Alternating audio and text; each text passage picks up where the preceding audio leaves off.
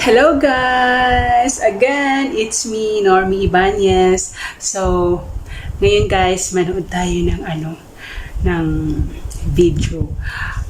Hilig kasi ako guys manood ng mga pangyayari. So, ayun, tingnan natin. Reaction ko lang to. Reaction ko sa mga nakikita ko dun sa video.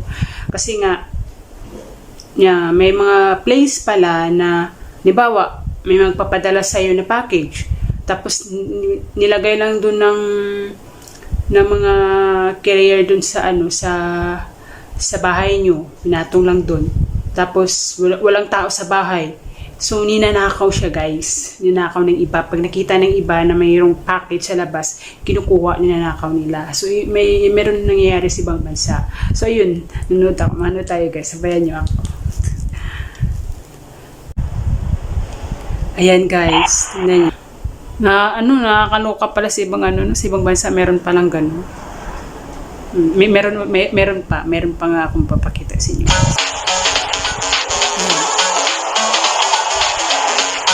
Ito guys. Hey, what's going on, man?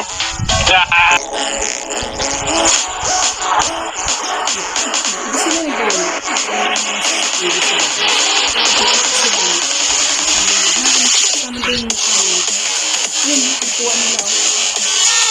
Yan, kukuha nila. May I help you? Hey. Yes, sir. May I help you?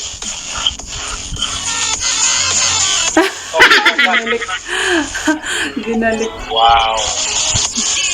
Loko itong mga to.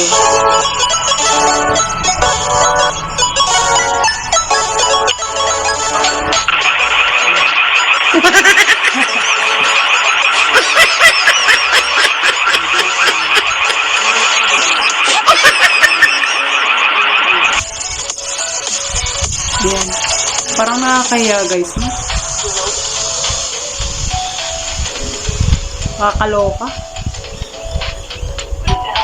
Ayun, no, kitang-kita talaga sila as in. Kitang-kita yung mga face nila. O, ayan.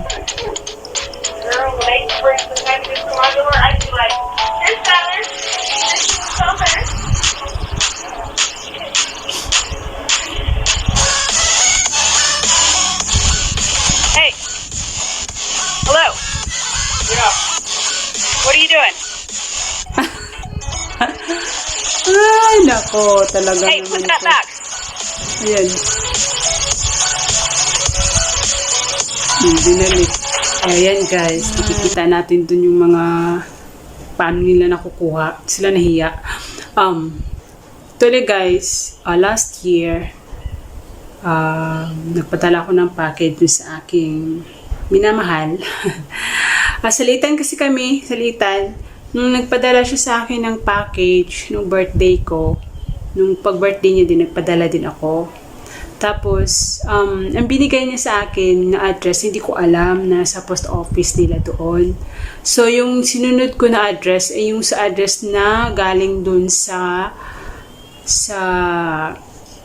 may package na binigay niya sa akin. So, yung address na yun, doon yung address sa bahay nila.